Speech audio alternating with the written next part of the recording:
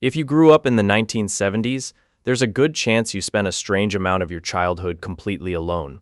Not lonely, alone. In a room, or a backyard, or a street, with nobody checking on you, and somehow that emptiness became one of the most important things that ever happened to you. Think about the smell of it, even now. Cut grass in summer, a hot sidewalk after rain, the inside of a car with the windows down. Those smells still do something to you that nothing else quite does, because your brain wasn't just watching the world back then, it was living inside it, fully, with nothing pulling your attention away.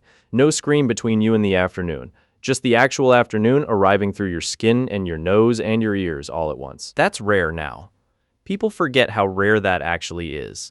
This isn't a video about how things were better back then. It's not really about nostalgia at all.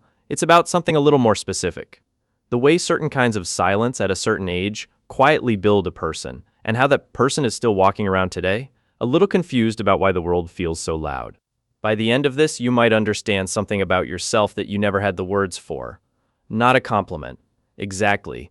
More like an explanation. Here's the part that's easy to miss. The same freedom that made you capable also taught you to keep things to yourself. Those two things happened at the same time, in the same silence. And most people from that generation never noticed the second one. We'll get there. Let's start with the ordinary stuff, because that's where it actually lives. You said you were bored. Your mom didn't even look up, go find something to do. That was the whole conversation. No suggestions, no activities, no one coming to rescue you from the boredom, just you standing there with the day wide open and nothing in it. So you built something, a fort, a game, a world that didn't exist 5 minutes earlier. Nobody taught you how to do that. You just did it, because there was nothing else to do. It sounds small, it wasn't. Somewhere in that boredom, your brain learned a lesson most people never get to learn. That when nothing is happening, you're still allowed to make something happen. That skill doesn't show up on a resume, but it's underneath almost everything you've ever built since.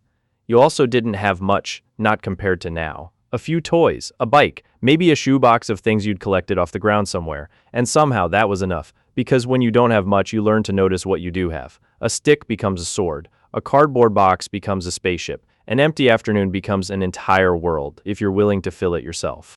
That's not poverty of imagination. That's the opposite of it. You learned early that meaning doesn't come from how much you're given. It comes from what you're willing to make out of it. Now think about the harder stuff. Something happened at school. Someone said something that stuck. You went home, lay on your bed, and just felt it. You couldn't text anyone. Your mom was on the landline, so even calling a friend wasn't really an option. You just had to sit there with the feeling until it passed. That's not nothing. That's your nervous system learning. Very early, that feelings are temporary, that they arrive, they sit with you for a while, and then quietly, without any help from you, they leave. A lot of adults never learn that. You learned it by accident. At 9 years old, on a bedspread. With nobody watching, you also got hurt. A lot, actually.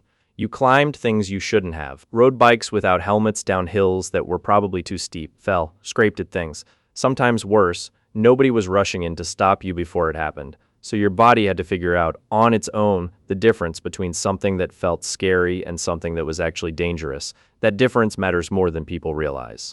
It's part of why, as an adult, you don't fall apart the moment something goes wrong. Other people spiral.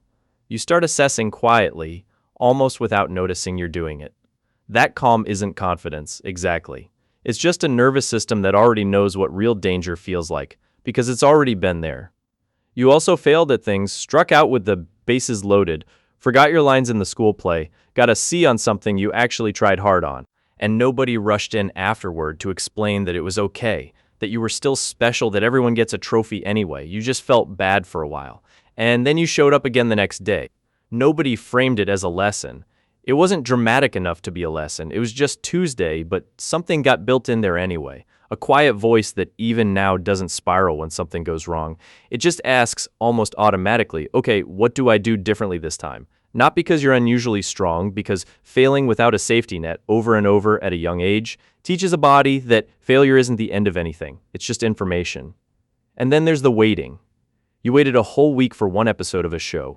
You waited for photos to come back from the drugstore, not even knowing if they'd turn out. If you wanted to talk to someone, you had to dial their number and just hope they were home. None of that felt unusual at the time. It was just how things worked. But it trains something in you that almost nobody gets trained in anymore, the ability to want something and not need it immediately. To let anticipation actually build instead of collapsing the second you feel it. That's a strange kind of skill to carry into a world of instant everything. You're standing in a line that everyone else is furious about, and you're just fine. There's another thing that happened during those years, and it's easy to miss because it didn't look like learning at the time. Nobody was refereeing your friendships. If a friend said they'd meet you somewhere and never showed up, you didn't get an explanation. You just had to guess. Were they mad? Did they forget? Did something happen at home? If two friends were fighting and you got stuck in the middle, there was no adult stepping in to sort it out fairly. You had to read the room yourself, so you got good at it. Not the kind of good you'd put on a test. The kind where you notice someone's voice change half a second before they say they're fine. Where you can feel tension in a room before anyone said a word. Nobody taught you that. You just had to pay attention because there was no one else paying attention for you.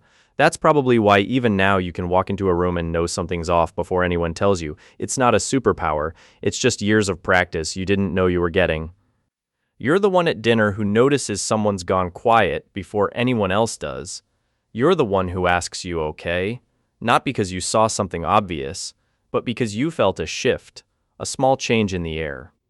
People sometimes think you're a mind reader. You're not. You're just someone who spent a lot of years learning to listen to things nobody was saying out loud.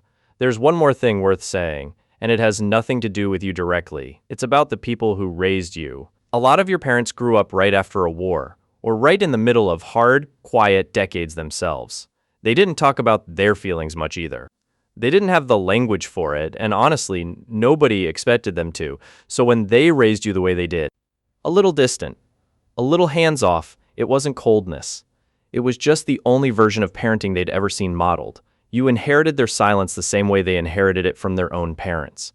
Not because anyone chose it, because nobody knew there was another way yet. That doesn't excuse everything, but it does explain a lot of it.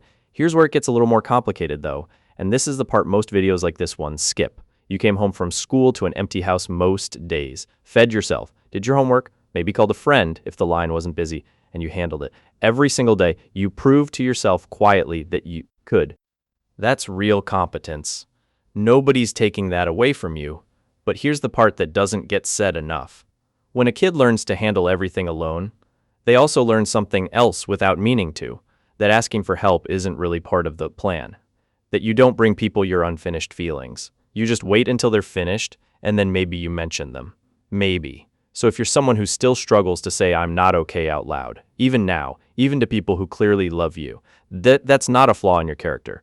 That's the same wiring that made you capable at 8 years old. It just never got updated. Nobody told that part of you that it's allowed to change now, that the world isn't asking you to survive alone anymore. That's really the tension underneath all of this. You were shaped by a world that has mostly disappeared, a slower one, a quieter one that trusted kids with a kind of freedom that would honestly terrify most people today. And that shaped you into someone who's steady in a crisis, comfortable in silence, patient in a way that seems almost old-fashioned now. Those aren't small things, they're rare. People notice it about you, even when they can't name it. The way you don't flinch when a plan falls apart. The way you can sit through an awkward silence without rushing to fill it. Most people your age didn't get that kind of training. You did, and you didn't even ask for it.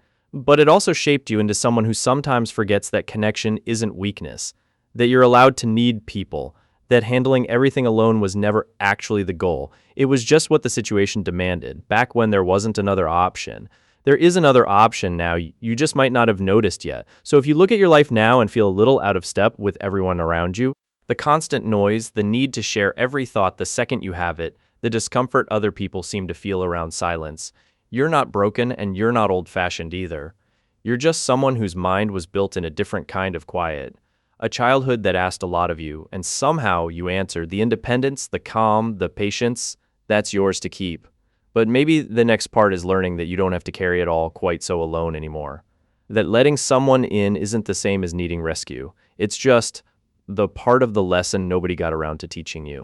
Nobody's asking you to go back to being that kid who figured everything out alone in a quiet room. That kid did a good job, better than anyone realized at the time, but you're allowed to build something a little different now. Not instead of what you learned, just alongside it, a version of strength that still knows how to sit with silence, but doesn't have to sit with it by itself anymore. Maybe that's the real shift.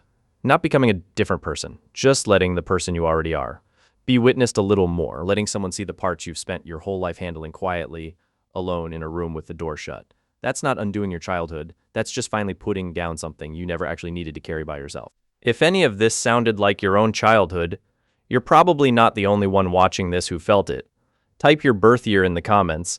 I want to see how far this actually reaches, and if this is the kind of thing you needed someone to say out loud. Subscribe, not because the channel needs the number, because there's more of this coming, and it'll find you a lot faster if you're already here waiting for it. And if you've ever wondered why some people can sit in silence for hours and others can't last 5 minutes without checking their phone, that's actually the next thing worth talking about. So stay close.